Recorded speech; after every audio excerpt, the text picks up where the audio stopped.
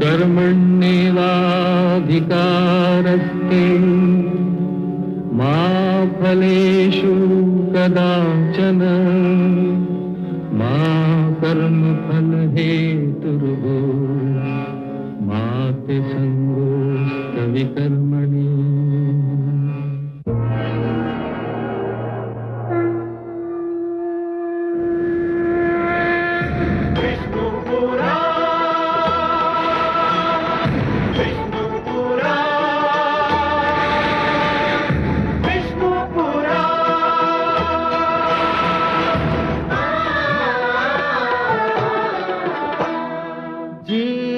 ज्ञान ब्रह्म ज्ञान अथ श्री विष्णु पुराण ओम की कथा महान जय श्री विष्णु पुराण विष्णु पुराण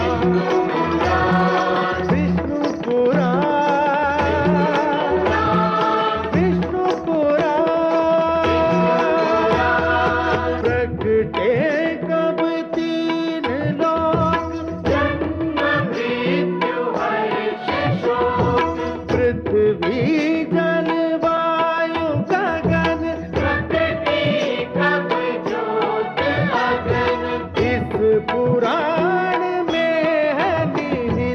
जप तप और योग ध्यान विष्णु पुराण विष्णु पुराण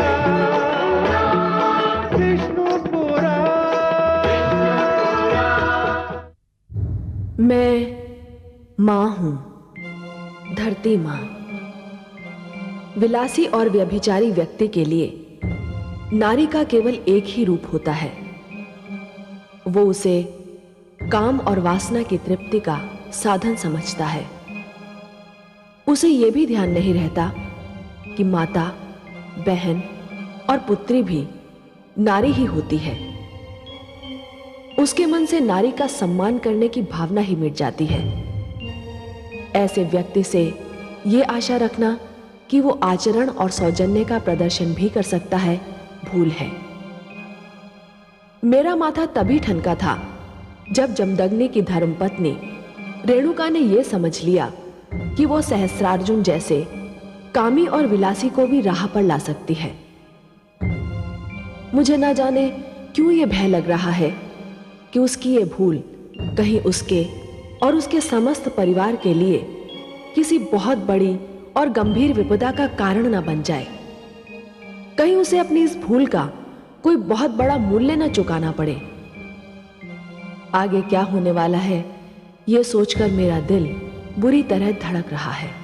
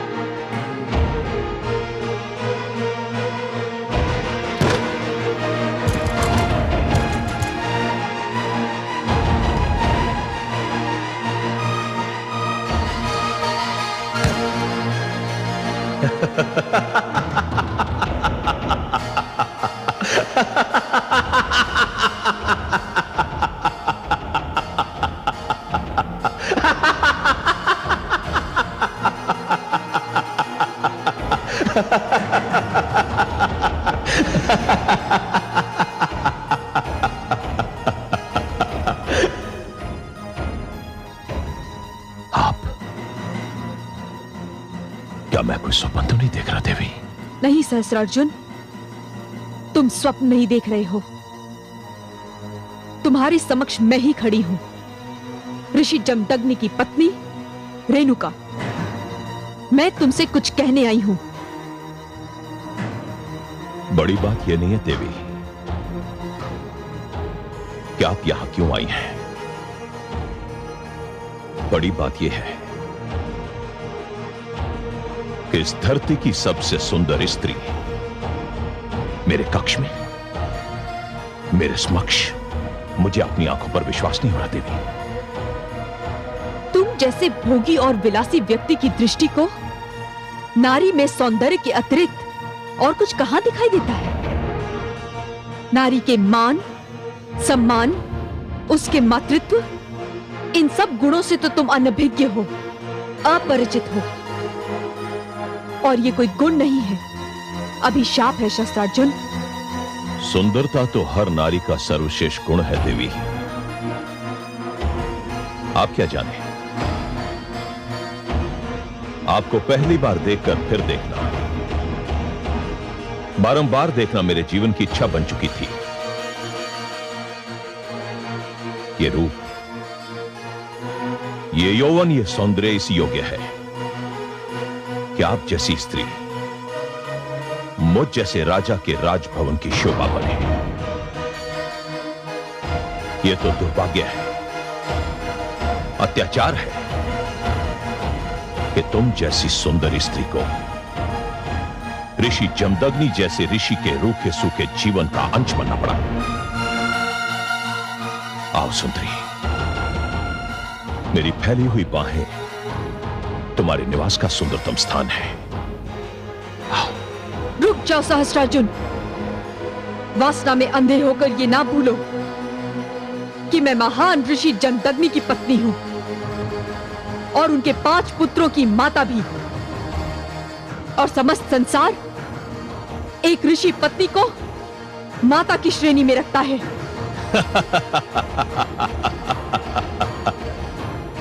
सहस्त्रार्जुन उस स्त्री के अतिरिक्त जिसने उसे जन्म दिया है, संसार की किसी भी सुंदर स्त्री को अपनी माता नहीं समझता देवी। और तुम जैसी सुंदरी को माता समझना सौंदर्य का अपमान होगा, महापाप होगा। आओ देवी, आओ, आओ देवी।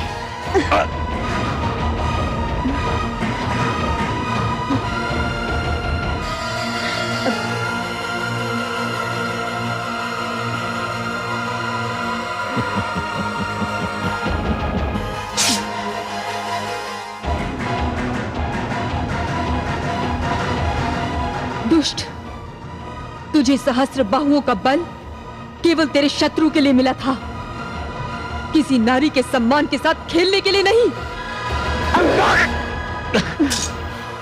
मैं चाहती तो तेरा वध भी कर सकती थी सहस्त्रार्जुन, किंतु मेरे पति को ये स्वीकार नहीं होगा। मेरी तलवार से आज तुझे जो घाव लगा है, उसका रक्त आज जीवन बहता रहेगा।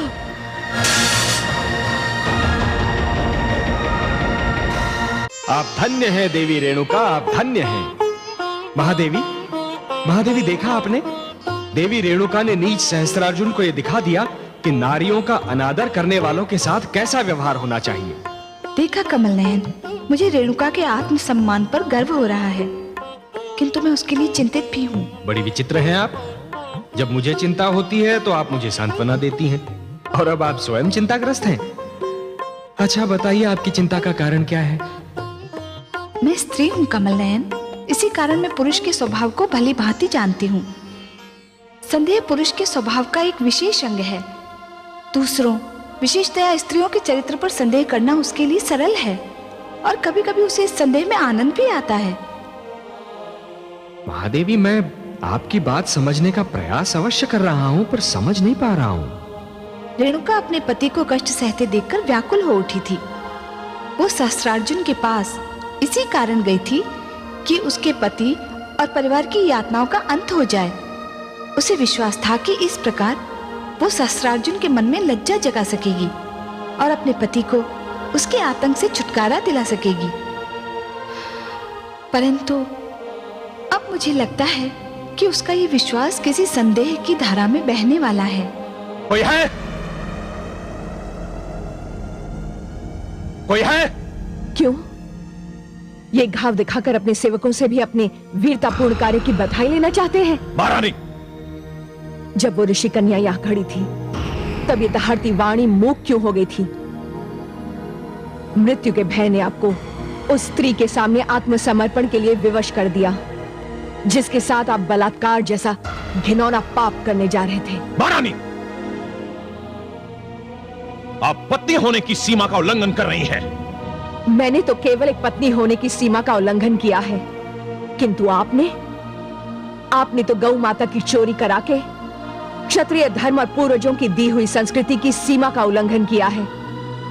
ऋषियों के आश्रम जलाकर आचरण की सीमा का उल्लंघन किया है। व्यभिचारी और विलासी बनकर समाज की हर सीमा का उल्लंघन किया है। और आज तो आपने एक पतिव्रता नारी, एक आदर्श माता और एक आदरणीय देवी के सम्मान पर आक्रमण करके मानवता की हर सीमा का उल्लंघन कर डाला। महारानी मृण्मयी, बस। यदि एक भी शब्द मुंह से निकला तो आप मेरी हत्या कर देंगे, यही कहना चाहते हैं ना आप? तो ये इच्छा भी पूरी कर लीजिए। मैं स्वयं भी इस अपमानजनक जीवन से ऊब चुकी हूं, परंतु मेरी एक बात सुन लीजिए। आज आपने जो किया है उसके क्या परिणाम होंगे आप उसकी कल्पना भी नहीं कर सकते। मैंने यहां किसी को इसलिए पुकारा था कि वो मेरे घावों पर लेप लगाए, इसलिए नहीं कि वो मेरे घावों पर नमक छिड़के। जो घाव आपके शरीर पर है उसका तो उपचार संभव है, किंतु जिस घाव से आपकी आत्मा आहत है उसका कोई उपचार नहीं। महारानी, हाथ क्यों रोक लिया स्वामी?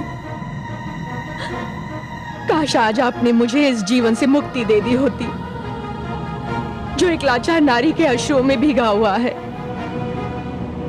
विश्वास कीजिए, मृत्यु इस जीवन से कहीं श्रेष्ठ है।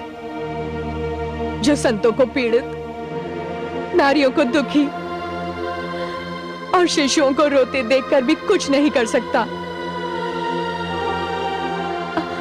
आज मुझे अपने समस्त दुखों से मुक्ति मिल गई होती।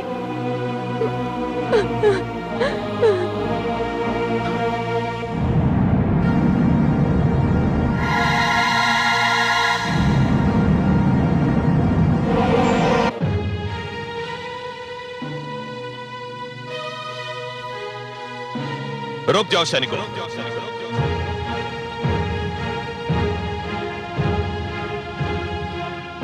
तो एक काम कीजिए, एक दिन हमारे राजभवन आइए। हो सकता है कि ऋषि और हमारे बीच कोई संधि का मार्ग निकल आए।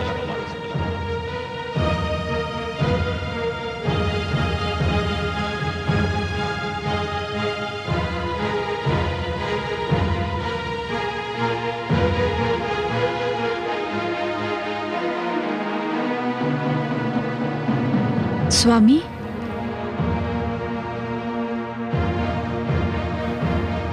कहां थी तुम? आप तो जानते हैं स्वामी। जानता तो मैं बहुत कुछ हूं,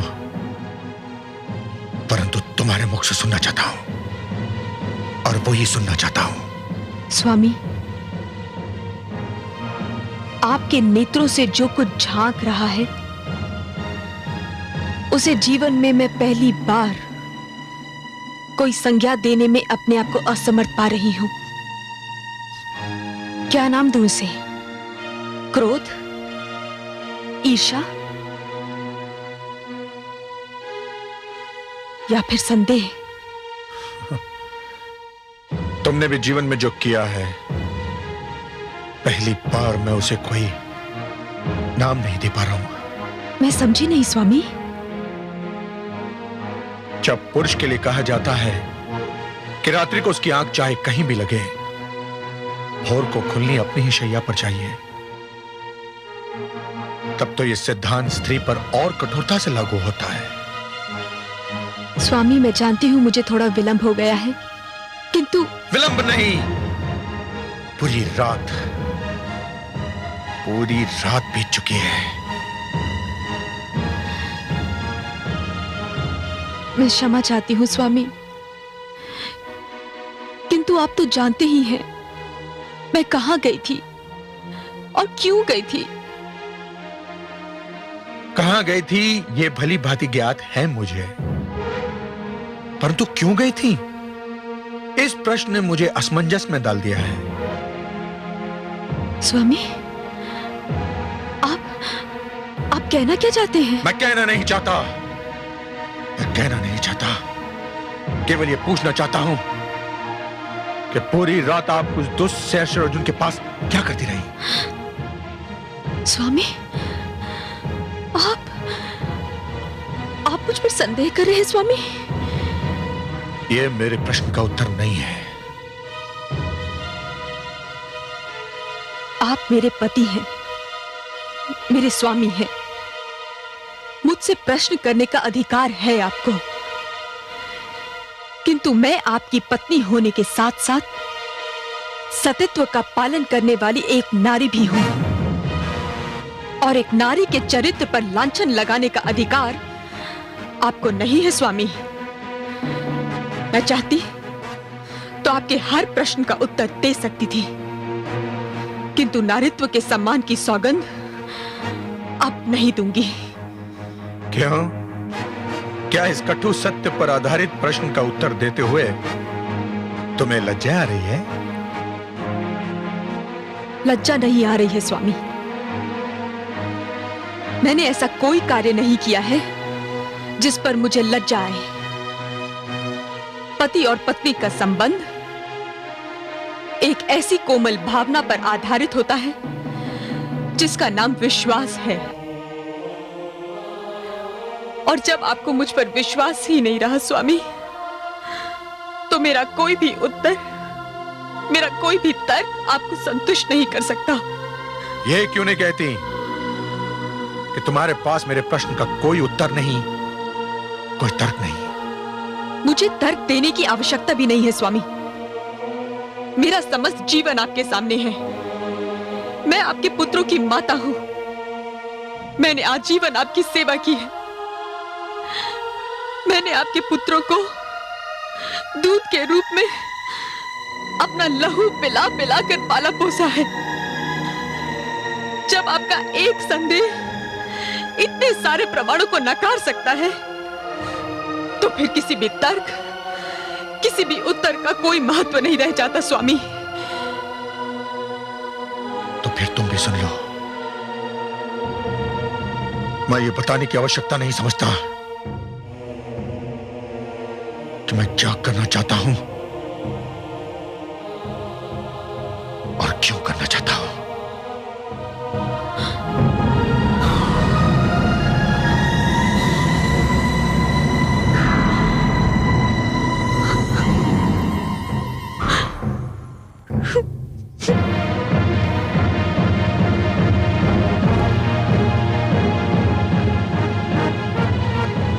पुत्रों, तुम्हारी माता ने मेरे तुम्हारे समस्त परिवार के आदर सम्मान को धूल में मिला दिया है। उसने हम सबको लज्जा के सागर में डुबो दिया है। हम सब किसी को मुंह दिखाने के योग्य नहीं रहे। हम कुछ समझे नहीं पिताश्री। समझने की आवश्यकता भी नहीं है। आवश्यकता केवल इसकी है कि समस्त संसार ये जान ले कि एक ऋषि के परिवार के आदर सम्मान को धूल में मिलाने वाली स्त्री को क्या दंड मिलना चाहिए। पुत्रों, मैं तुम्हें आदेश देता हूं कि जाओ और अपनी माता का सिर इसी पल उसके धड़ से अलग कर दो। जाओ। ये क्या कह रहे हैं आप? क्या मैं किसी अपरिचित भाषा में बात कर रहा हूं? मैंने कहा कि वध कर दो उसका। वध कर दे? किंतु क्यों? मुझे तुम्हारी माता के चरित्र पर संदेह है। क्षमा करें पिताश्री, या तो आपसे कहने में कुछ भूल हो रही है या फिर हमसे सुनने में कुछ भूल हो रही है। ना तो मुझसे कहने में कोई भूल हो रही है और ना ही तुमसे सुनने में।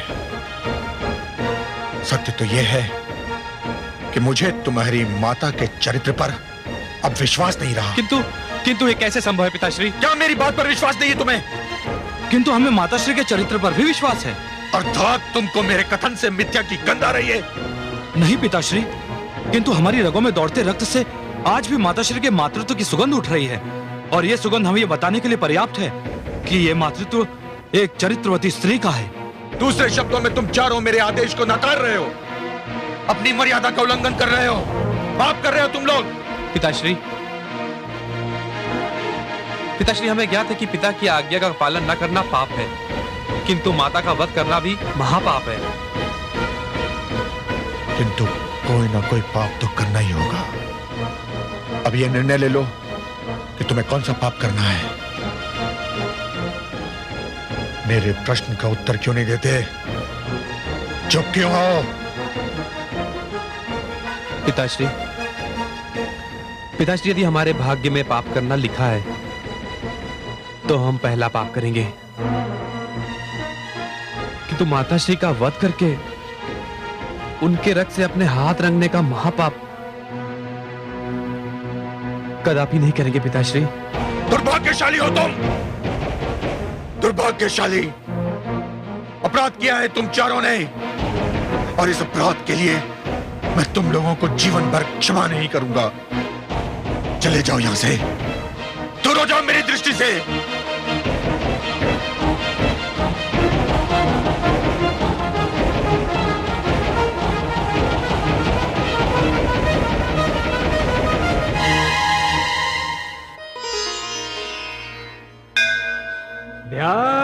ध्यायेन नित्यम् महेशम्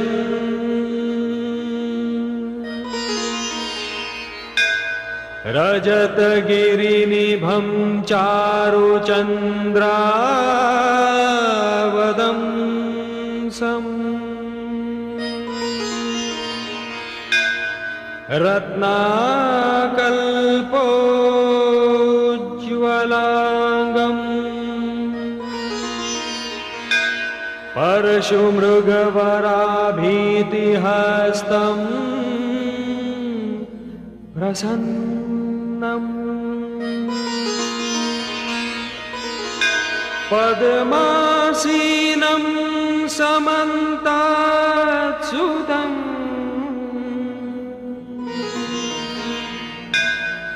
मरगणैर्व्याघ्रकृतिं वसानम्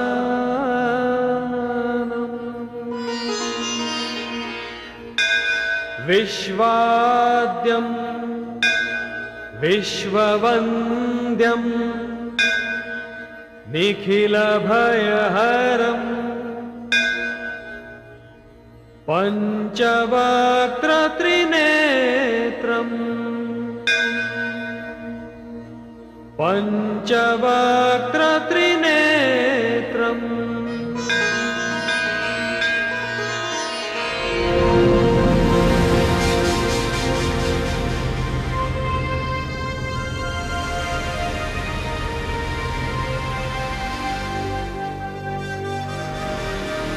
शंभो!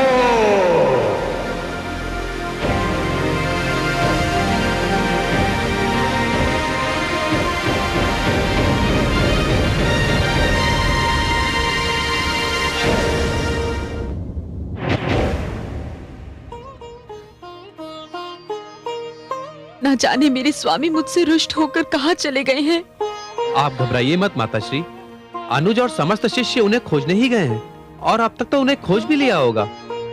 वे आते ही होंगे माताश्री, आते ही होंगे। और मुझे पूरा विश्वास है कि पिताश्री का क्रोध भी अब तक शांत हो चुका होगा।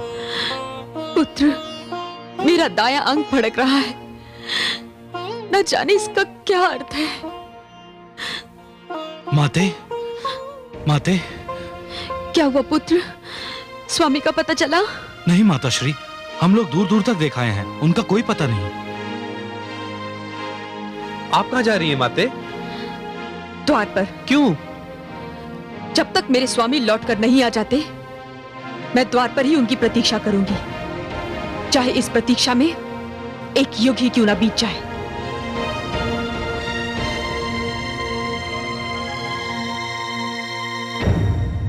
मैं मां हूं, धरती मां। रेणुका ने तो अपनी समझ से अपने पतिव्रता होने का प्रमाण दिया, परंतु मुझे चिंता यह हो रही है कि कहीं एक नई प्रथा की नींव ना पड़ जाए कि पति चाहे जो करे और चाहे जहां चला जाए, पत्नी को उसकी प्रतीक्षा करनी होगी। हालांकि जो कुछ हुआ उसमें रेणुका का कोई दोष नहीं। रेणुका ने तो केवल अपने पति के आश्रम और अपने परिवार को बचाने की चेष्टा की थी। उसके चरित्र पर संदेह करने का पाप तो ऋषि जमदग्नि ने किया था। यदि किसी को दंड मिलना चाहिए तो ऋषि जमदग्नि को मिलना चाहिए, क्योंकि उन्होंने एक कठिन घड़ी में अपने विद्वान और ज्ञानी होने का प्रमाण नहीं दिया। समय आया तो वो भी एक साधारण पुरुष की भांति व्यवहार करने लगे। मैं जानती हूं कि संदेह एक ऐसा रोग है जिसका कोई उपचार नहीं, और मुझे भय है कि ऋषि जमदग्नि का झूठा संदेह कोई भयानक घटना बनकर सामने आने वाला है।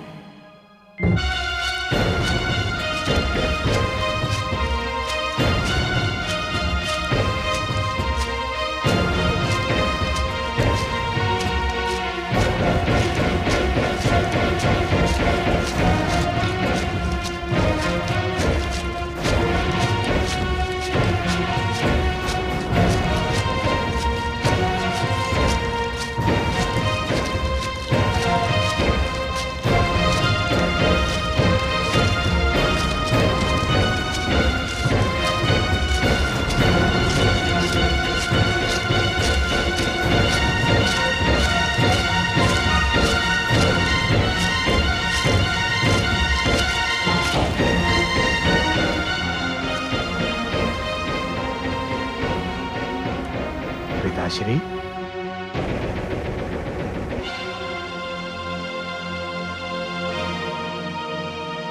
पिताश्री,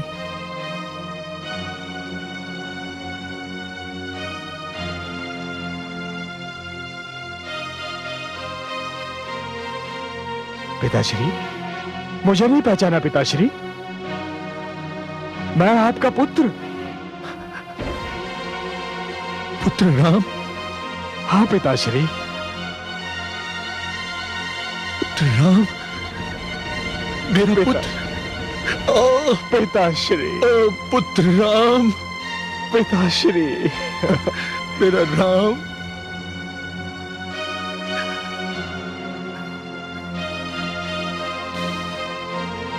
पुत्र राम, मेरा राम। किंतु पिताश्री, अब मेरे गुरुदेव महादेव ने मेरा नाम परशुराम कर दिया है। परशुराम?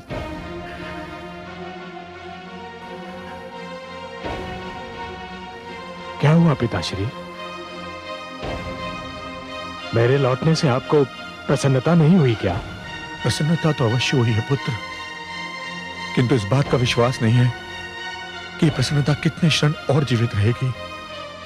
आप ऐसा क्यों कह रहे हैं पिताश्री? तो क्या कहूं, मेरे चारों पुत्रों ने मेरे आदेश का तिरस्कार किया है, तो मैं पांचों से क्या अपेक्षा करूं और क्यों करूं? मेरे अग्रजों ने आपका तिरस्कार किया? क्या किया उन्होंने पिताश्री?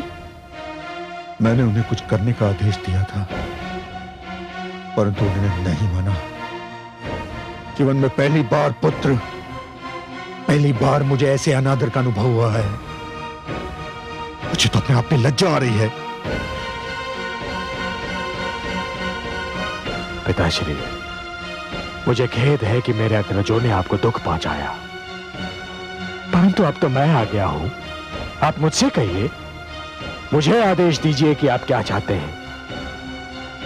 आपका आदेश तो भगवान का आदेश है, पितृदेवो भव। और यदि तुमने भी मेरे आदेश से असहमति प्रकट की तो? पिताश्री, मैं असहमति क्यों प्रकट करूंगा? आप आदेश देकर तो देखिए, मैं आपके आदेश का अवश्य पालन करूंगा। मुझे वचन देते हो पुत्र? पिताश्री, वैसे वचन की कोई आवश्यकता है तो नहीं, किंतु यदि मेरे वचन से आपकी सांत्वना होती है तो मैं आपको वचन देता हूं कि आप जो भी आदेश देंगे मैं बिना कोई प्रश्न पूछे आपके आदेश का पूर्णतया पालन करूंगा। चिरंजीवी भव पुत्र, चिरंजीवी भव। आज तुमने मुझे वो प्रसन्नता दी है जो किसी भी पुत्र ने अपने पिता को नहीं दी होगी। किंतु अब तो बता दीजिए पिताश्री कि आपका आदेश है क्या?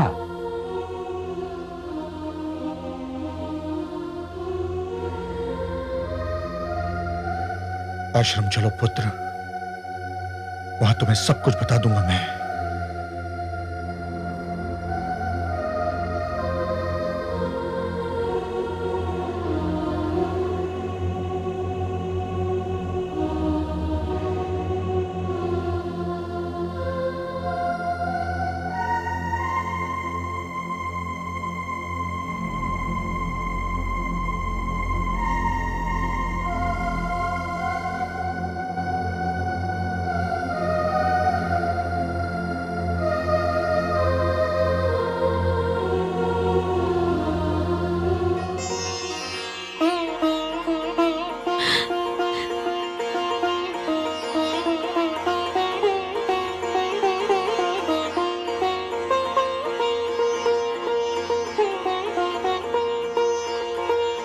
स्वामी,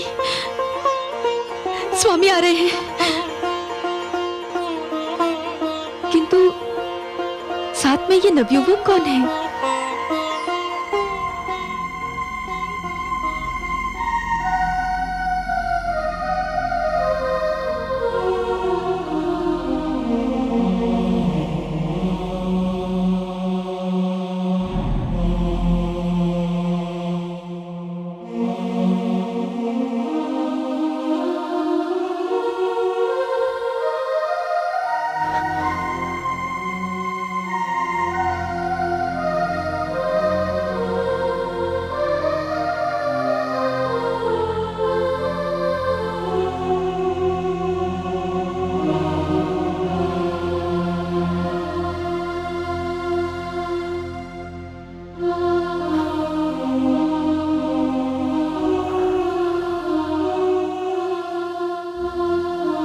कितने समय उपरांत उन चरणों को छू रहा हूं जो एक पुत्र के लिए स्वर्ग समान होते हैं। हे माता, अपने पुत्र राम का प्रणाम स्वीकार कीजिए माता।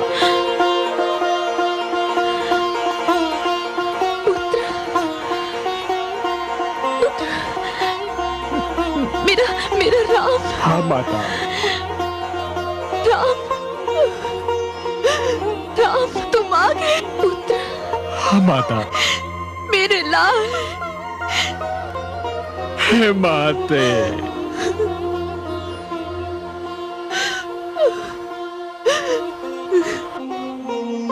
इसी क्षण के लिए तो मैं जी रही थी पुत्र।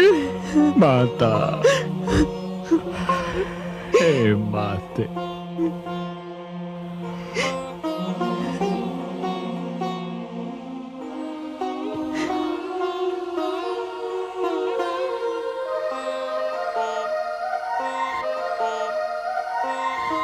स्वामी, मुझे क्षमा कर दीजिए स्वामी, मुझे क्षमा।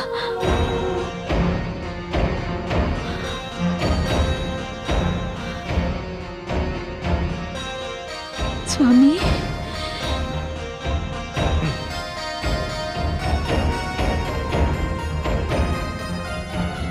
पुत्र, कहीं भावना की धारा में तुम बह तो नहीं गए ना? तुम्हें अपना वचन स्मरण है ना? तो काट दो अपनी माता का सर।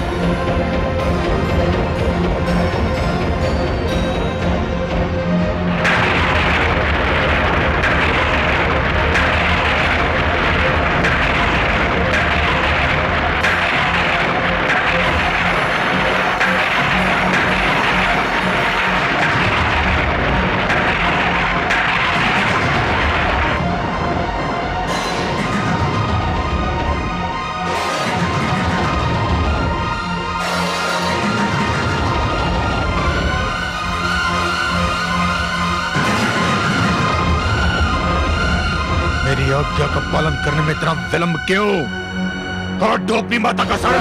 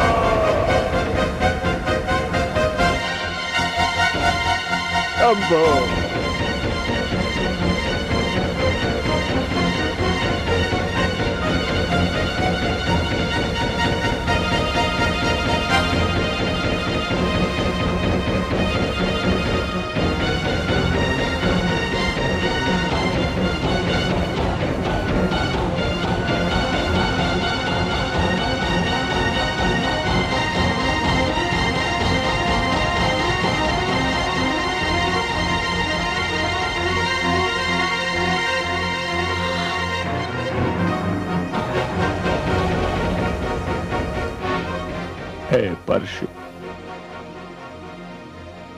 तुझे मैं अपने गुरु शिव शंकर का दिया हुआ वरदान समझूं या अपने दुर्भाग्य का प्रतीक?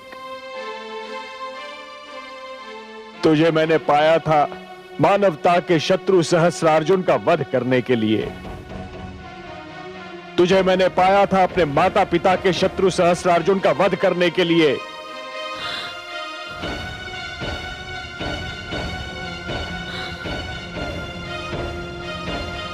परंतु तेरा प्रथम प्रहार होगा उस माता पर जिसकी कोख से मैंने जन्म लिया, जिसकी गोद में मैंने अपने जीवन का प्रारंभ किया, जिसके प्रेम के ऋण से मेरा रोम रोम बिंधा हुआ है, जिसका प्रेम मेरे जीवन की महानतम पूंजी है, जिसके चरण स्पर्श करने के लिए मैं वर्षों से तड़प रहा था। गुरुदेव, हे शिव शंकर, हे समस्त देवी देवताओं, हे समस्त ऋषिगण, आप सब साक्षी रहना कि मैं केवल अपना वचन निभा रहा हूं, केवल अपने पिता की आज्ञा का पालन कर रहा हूं।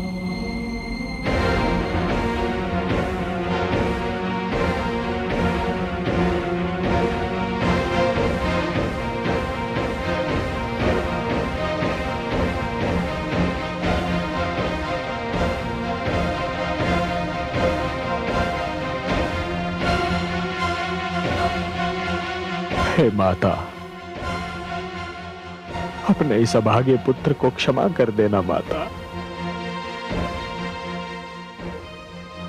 मैं वो करने जा रहा हूं जो आज तक किसी पुत्र ने नहीं किया होगा, और ईश्वर ना करे कि आज के उपरांत किसी पुत्र को करना पड़ जाए।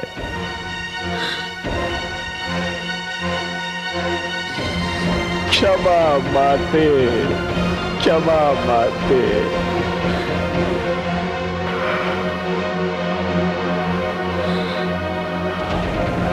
क्षमा माते, क्षमा माते, क्षमा, क्षमा माते, क्षमा माते, क्षमा।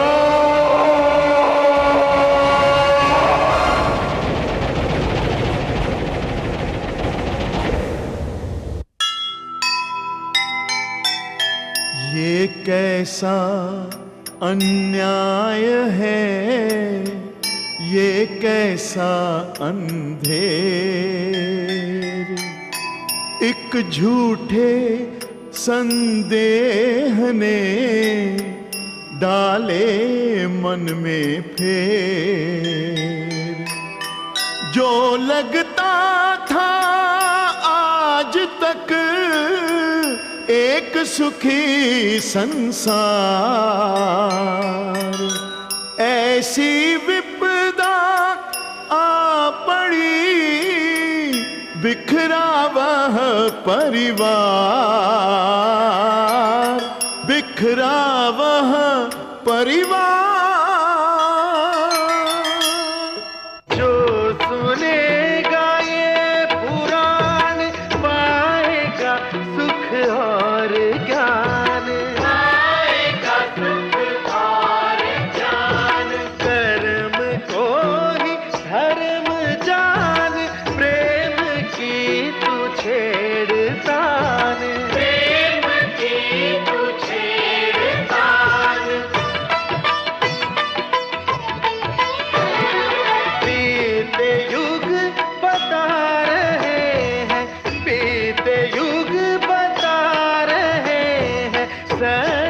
पथ पे चल सुजान विष्णु पुराण।